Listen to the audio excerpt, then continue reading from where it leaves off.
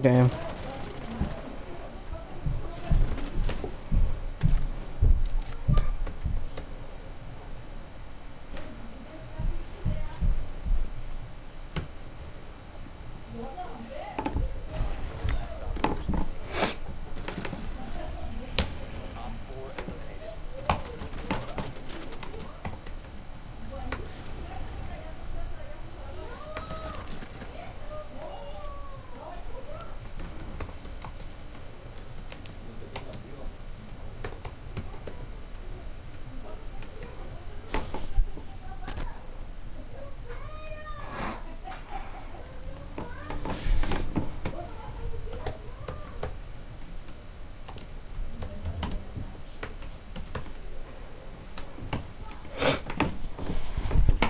They quite often took an important part in cottage industries and trading. And Khadija seems to be one of these women. She was widowed, and her husband had probably left her a sort of a business, and it was a good business, a powerful business, and she was able to manage it. All right. Muhammad's marriage to Khadija lasted 24 years. Despite polygamy being the norm, while Khadija was still alive, Muhammad never took another wife. And by all accounts, Muhammad never stopped Khadija from carrying on her business, an independent status most Muslim societies still struggle to offer to women today. An older woman marrying a younger man is still stigmatized. The idea of women in business, in politics, is also difficult in Muslim society. In the case of Khadija, she is proof that women are an equal partner in creating a Muslim society.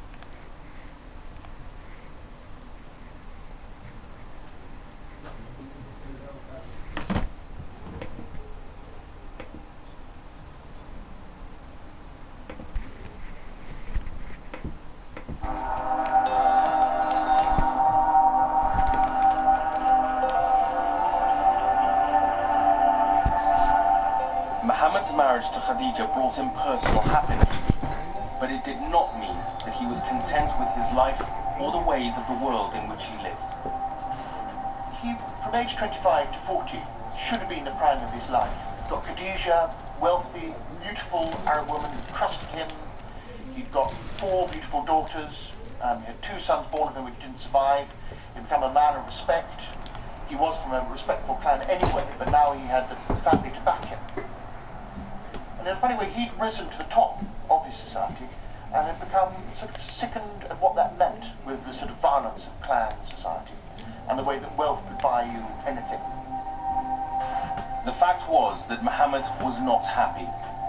He himself had experienced the extremes of Arab tribal society. Got him. And the iniquities of tribal life disturbed him and made him uneasy. Down, Robbie, let's go. He reached a moment of personal crisis. He was really upset by the bad treatment of the poor and the weak and the downtrodden people in society.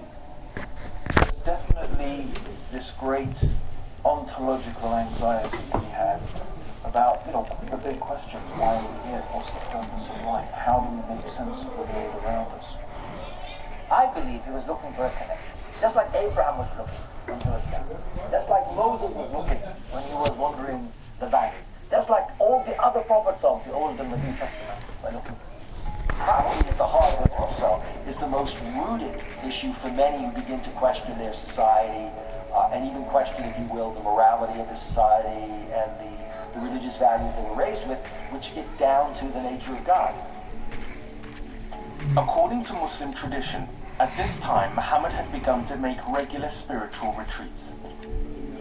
Throughout the year, he would take Khadija and his family up into the mountains above Mecca to seek peace and quiet and pray.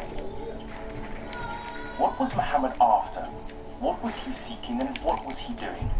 He was certainly troubled and he was seeking some kind of spiritual truth. Muhammad's Be careful, Brian spiritual or Robbie. rituals They were might jump out and try to kill us. and ever more frequent, and they were devoted to really intense personal reflection and meditation. And he chose this spot, Jebel Nur, which is a hill far up and a really challenging climb up from the city down below. And he would climb all the way to the very top, to a cave known as Hira. And it was there that he would spend hours, in fact, whole days and nights, in ever more intense and fervent meditation.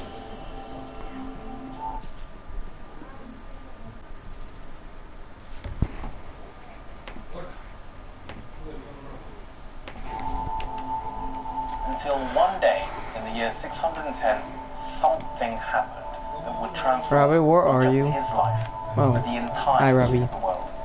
Robbie, you have a shotgun, so I think you need to get closer, not farther. According to Yeah, but the SMG has a lot of recoil, brother. meditating, as usual, and he fell asleep. But then suddenly, he awoke in abject terror. His body was shaking. You tried to hit me, huh? uncontrollably.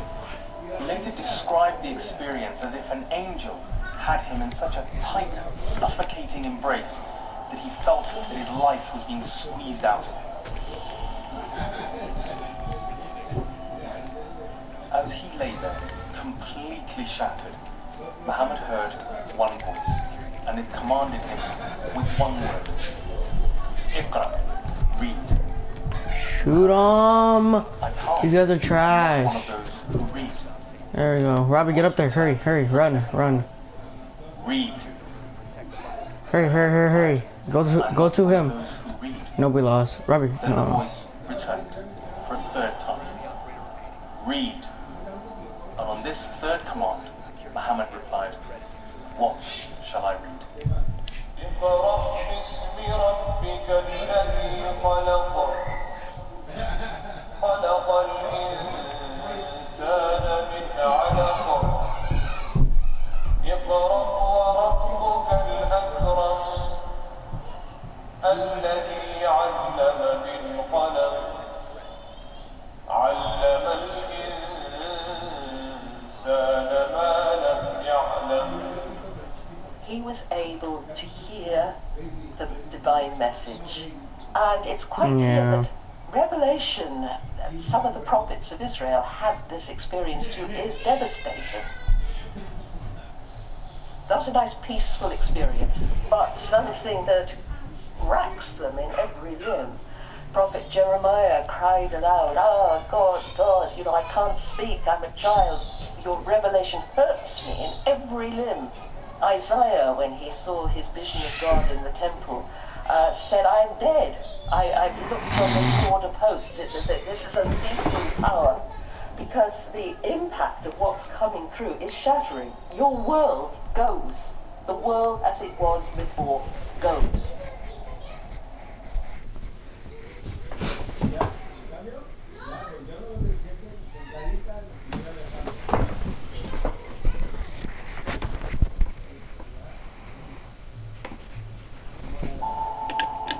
Until one day, in the year 610, something happened that would transform not just his life, but the entire history of the world.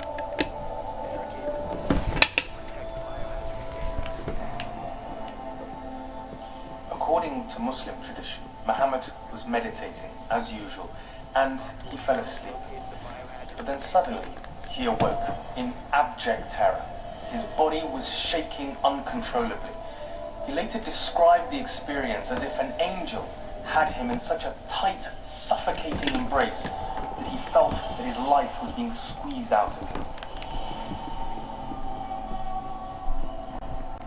As he lay there, completely shattered, Muhammad heard one voice, and it commanded him with one word: Iqra, read. But Muhammad replied, "I can't. I'm not one of those who read. The voice returned for a second time. I'm not one of those who read. Then the voice returned for a third time. Read. And on this third command, Muhammad replied, what shall I read? اقرأ باسم ربك الذي خلق خلق الإنسان من علق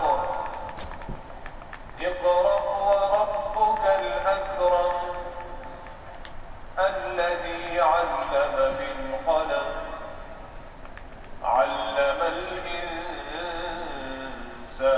ما لم يعلم. He was able to hear the divine message. And it's quite clear that revelation, some of the prophets of Israel having this experience too, is devastating.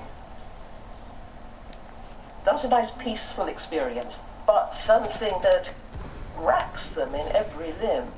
Prophet Jeremiah cried aloud, "Ah, God, God, I can't speak, I'm a child. Your revelation hurts me in every limb." Isaiah, when he saw his vision of God in the temple, said, "I'm dead. I looked on the Lord of hosts." This is a lethal power, because the impact of what's coming through is shattering. Your world goes. The world as it was before goes.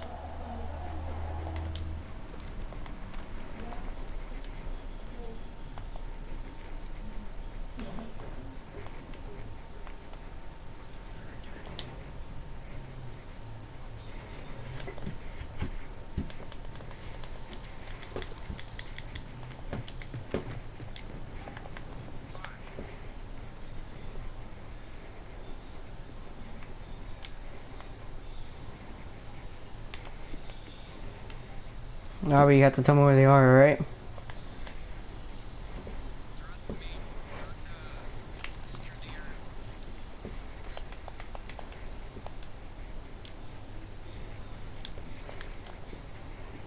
Alright.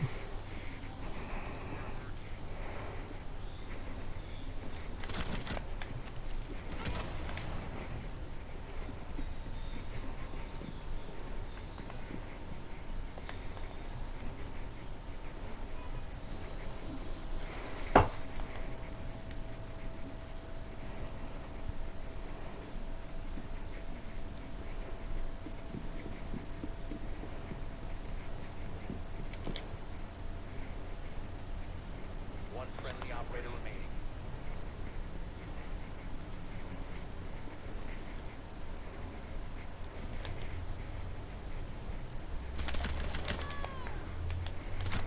Op 4, last operator standing.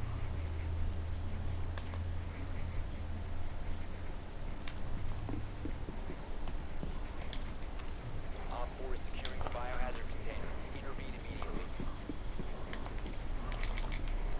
You will be detected if you remain in this area. You will be spotted. Protect the biohazard container. Oh! Ah! Ah!